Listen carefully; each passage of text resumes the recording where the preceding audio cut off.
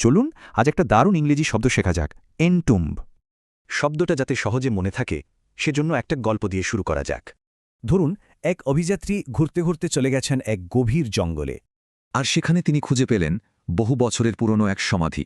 কৌতূহল তো আর থামানো যায় না। তিনি ঢুকে পড়লেন সেই সমাধির ভেতরে। আর ঢোকার সাথে সাথেই বিশাল এক পাথরের দরজা ধুম করে বন্ধ হয়ে গেল। এই যে তিনি আটকা পড়লেন, এই পরিস্থিতিটাকে ইংরেজিতে বলে এনটুম্বড হওয়া। কিন্তু এনটুম্ব মানে কি শুধুই সমাধিতে আটকে যাওয়া? না, একদমই না। এনটুম্ব শব্দটার আসলে দুটো অর্থ আছে, একটা আক্ষরিক আর একটা রূপক। আক্ষরিক মানে সত্যি সত্যি কোনো জায়গায় আটকে যাওয়া, আর রূপক মানে হলো কোনো পরিস্থিতিতে ফেসে যাওয়া। একটা জিনিস খেয়াল রাখতে হবে, এনটুম্ব শব্দটা কিন্তু সবসময় একটা খারাপ বা নেতিবাচক অনুভূতি বোঝায়। চলুন এবার কিছু বাস্তব উদাহরণ দেখি, তাহলে ব্যাপারটা একদম পরিষ্কার হয়ে যাবে।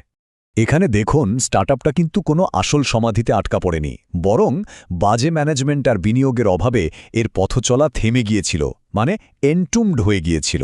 এই বাক্যের মানে হল একটা হারিয়ে যাওয়া সভ্যতার ইতিহাস ওই ধ্বংসাবশেষের ভেতরেই চাপা পড়ে আছে, ঠিক যেন কোনো সমাধির ভেতরে সব রহস্য লুকিয়ে আছে।